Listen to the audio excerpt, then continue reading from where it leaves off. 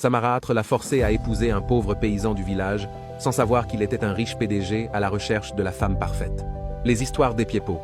Dans le village de Fando, marqué par sa nature verte et le ciel dégagé malgré la pauvreté qui y règne, Ogechi, une jeune femme de 22 ans, y mène une existence éprouvante, portant sur ses épaules le poids des épreuves accumulées depuis le décès de sa mère. Son père, Papa Dabson, autrefois un fermier bienveillant, a sombré dans l'alcoolisme et la cruauté après son veuvage. Pour aggraver la situation, il s'est remarié avec Mama Lohan, une femme malveillante qui voue une haine profonde à Ogechi.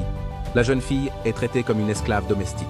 Elle doit cuisiner, chercher du bois, balayer et travailler au champ du lever au coucher du soleil, souvent sans recevoir de nourriture en retour. Bien que les villageois soient témoins de son calvaire, personne n'ose intervenir par crainte de la folie imprévisible de son père. C'est dans ce contexte qu'apparaît Nelson, un jeune homme de la ville aux vêtements usés, venu travailler à la ferme de Papa Dabson.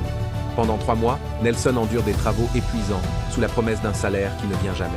Lorsque Nelson finit par exiger son dû, Papa Dabson, dans un élan de mépris total, lui propose Ogechi comme paiement à la place de l'argent. Malgré les supplications déchirantes de la jeune fille, son père et sa belle-mère l'expulsent sans remords, y voyant simplement une bouche de moins à nourrir. Ogechi quitte ainsi son village avec ses maigres possessions, n'ayant pour seul adieu que les pleurs de son petit demi-frère Gédéon. Le voyage vers la ville est une épreuve de fatigue et d'incertitude pour Ogechi. Assise près de la fenêtre du bus, elle contemple le paysage qui défile, tiraillée entre la douleur de quitter la seule maison qu'elle ait connue et la peur de ce qui l'attend.